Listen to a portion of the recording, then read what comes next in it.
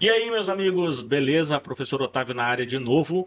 E na aula de hoje, no vídeo de hoje, a gente vai dar continuidade ao que nós começamos no vídeo anterior, que é construir um aplicativo que vai consumir uma API externa, uma API que está na nuvem, cujo link eu vou passar para vocês ali na especificação da nossa atividade, para vocês poderem consumir a lista de filmes de forma dinâmica. Ou seja, vou começar novamente um aplicativo do zero e dentro desse aplicativo a gente vai criar um componente de cartões e a gente vai chamar dinamicamente uma API para trazer a lista dos filmes que a gente quer renderizar com esses cartões.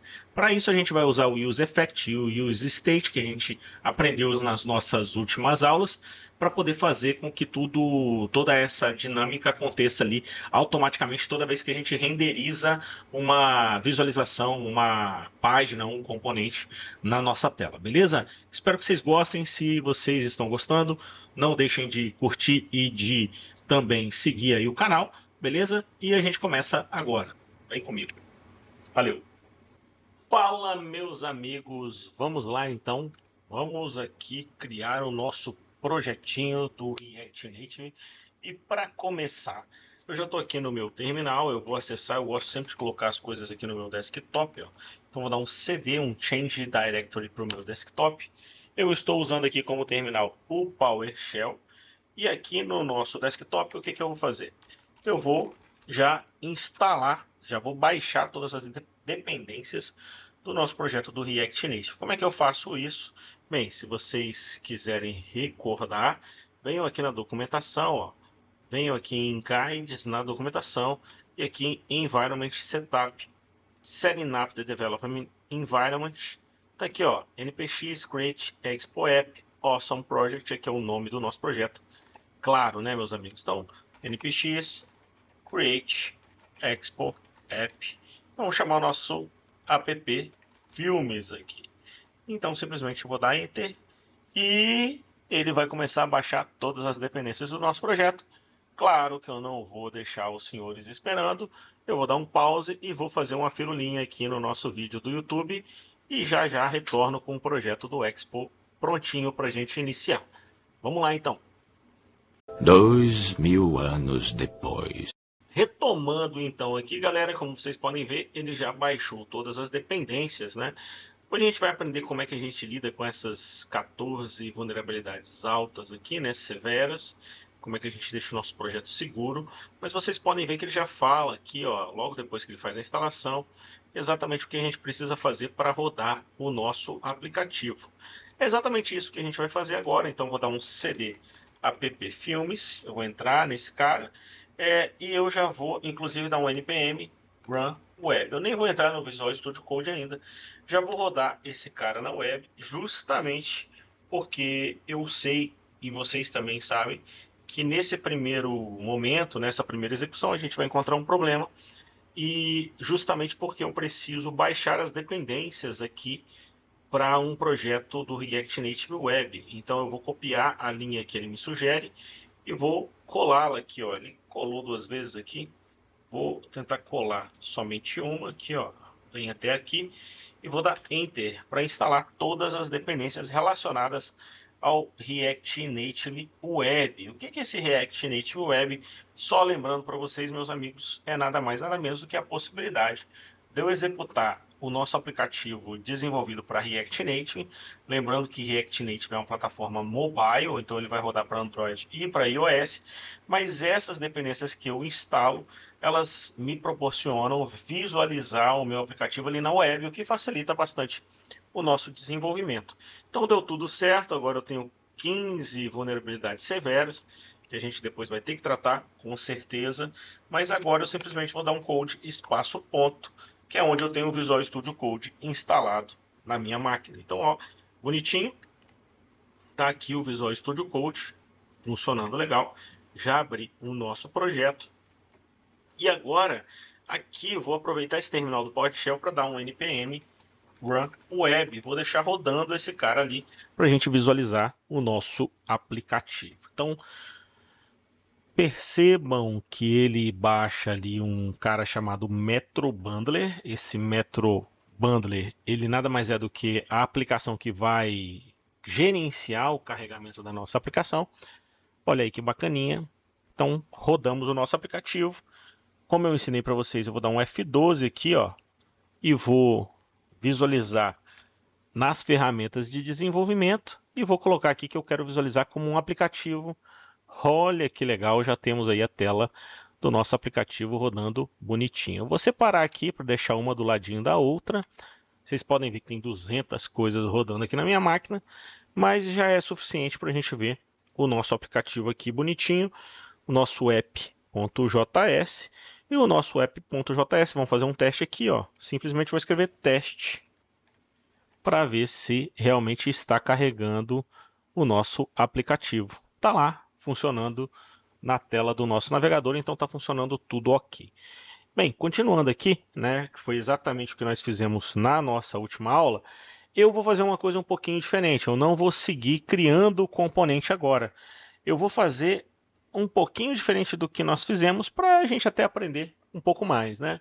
Então a primeira coisa que eu vou mostrar para vocês é, eu vou acessar aqui a nossa API de filmes e eu já vou acessar essa API de filmes pelo nosso endereço que vocês vão utilizar aí no trabalho de vocês, no projeto de vocês, ó. Então vou abrir aqui este camarada e vou simplesmente dar um Ctrl V aqui, ó. Ctrl V. E vocês vão visualizar que o endereço, a URL da nossa API de filmes é essa daí, ó, api.otaviolupe.com/API/filmes. E aí, vocês vão ver que ele já carrega as informações dos filmes que estão lá. Então lá tinha um Avatar e tinha o John Wick, né, com a sinopse. Mas uma coisa interessante que vocês precisam ver é que não carregou as imagens, né, pessoal? Ou seja, ele só carregou o título e só carregou a sinopse. Ele não carregou as imagens que a gente subiu para esses filmes. Por quê? Porque para carregar as imagens, eu preciso chegar aqui, colocar um parâmetro nessa URL, colocar aqui um populate igual a asterisco, né? Por quê? Agora ele vai entender que eu quero mostrar todas as informações dessas entradas de filmes. E aqui vocês já podem ver que não só a gente tem as informações do título e da sinopse, como a gente tem também alguns dados, né? Alguns dados do pôster, que é uma das imagens que a gente subiu. Então vocês podem ver e lembrar, inclusive, que eu posso colocar quantas imagens a gente quiser. E os pôsteres estão aqui, ó. Eu tenho, inclusive, o tamanho do pôster, o tipo de informação de dado que está ali. Mas, basicamente, eu tenho aqui a imagem original. Observem que ele tem também uma imagem que é um thumbnail, ou seja, ele pega aquela imagem que nós colocamos e ele cria um thumbnail, né, que é aquela imagem pequenininha para o nosso pôster. Então, se eu clicar aqui com o botão direito e carregar em uma nova página, olha a imagem pequenininha aqui. E se eu quiser, eu também consigo clicar aqui na URL e visualizar a imagem no tamanho original que a gente subiu. Olha que bacaninha, está lá funcionando direitinho. Então, com esse populate igual asterisco, eu consigo carregar todas as informações da nossa página, certo? Então, essa vai ser a nossa URL que vai ser consultada. Então, o que eu vou fazer? Eu vou deixar esse carinha aqui de lado e a primeira coisa que a gente vai fazer é aqui no nosso app usar um use state para criar um estado onde a gente vai guardar os filmes. Então, vou criar aqui um const filmes. Na verdade, não é nem um const, porque essa lista de filmes não vai ser constante, né? Então, um let filmes e um set filmes é igual a use state. E esse cara vai começar como um vetor vazio, beleza? Então, comecei com um vetor vazio e agora eu vou utilizar esses caras para poder criar os nossos filmes. Então, o que eu vou fazer aqui? A gente vai usar também, observem que eu já importei o use state aqui automaticamente, e eu vou usar o use effect. Lembrando que o use effect faz, ele recebe uma function que vai executar toda vez que o meu componente renderizar. E o que essa function vai fazer? Vamos fazer o seguinte, eu vou ir lá na nossa API e vou pegar a informação do nosso filme, né? Então, dos nossos filmes. Então, o que eu vou fazer aqui? Primeiro, eu vou pegar a URL da nossa API. Então, vou chamar esse cara aqui, ó, const base URL é igual a essa string, que é a string que eu quero consultar. Eu vou deixar essa base URL ali direitinho, justamente porque a gente pode depois variá-la, né? Então eu posso transformar ela do jeito que eu quiser. Mas basicamente a operação que nós vamos fazer aqui agora é uma operação de fetch.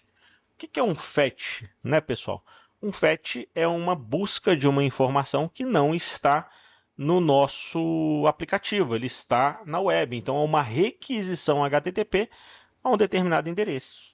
Então eu vou fazer um fetch ao base URL, que é a nossa URL, joia, que a gente já colocou ali em cima, e eu vou fazer o seguinte, eu vou falar que se ocorrer tudo direitinho, ou seja, eu vou dar um then aqui, e eu vou até escrever de uma forma melhor, assim, para ficar mais claro, o que eu vou ter logo depois que eu fizer esse fetch? Eu vou ter uma informação, uns dados, né? Então eu vou ter o data.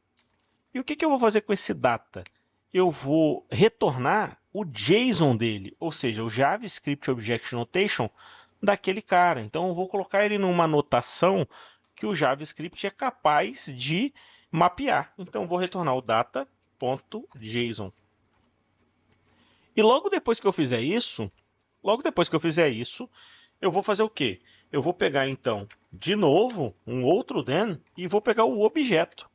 Ou seja, eu quero pegar esse objeto que está vindo lá dessa informação, dessa requisição, e por enquanto, eu só quero fazer um console.log nesse objeto, só para visualizar se ocorreu tudo ok, tá bom? Então, claro que essa requisição ela vai ocorrer, como eu deixei esse vetor aqui vazio, ela vai ocorrer todo o início da nossa tela, toda vez que a nossa tela renderizar.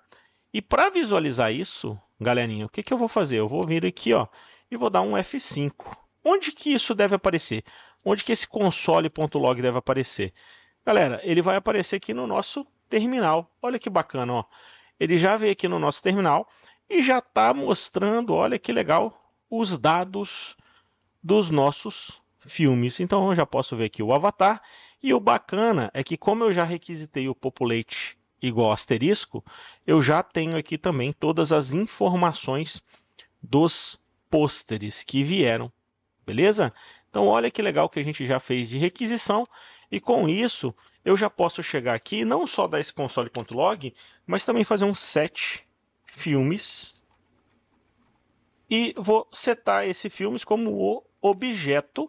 E só para vocês perceberem uma coisinha interessante, antes de eu fazer isso, se eu vier aqui e simplesmente der um F5, e vamos dar um F12 aqui para visualizar de novo, aqui o nosso objeto, eu quero a informação que está dentro de data, né? Então eu vou passar o objeto.data, que é a informação onde está ali, onde estão os nossos filmes. Então eu vou chegar aqui e vou dar um set filmes objeto.data. O que eu estou fazendo? Eu estou setando o filme aqui como objeto.data. Estou falando que ele vai ter as informações que vieram ali dentro do objeto data. Joia? E depois a gente vai usar esse cara para a gente renderizar o que a gente quiser, tá bom? Mas para a gente não ficar com um vídeo muito grande, eu vou finalizar por aqui e a gente dá prosseguimento no próximo vídeo, tá, pessoal? Não esquece de dar o joinha aí nesse vídeo, beleza? E se vocês puderem seguir o canal, eu agradeço imensamente. Se inscrevam aí. Um abração e até o próximo vídeo. Valeu!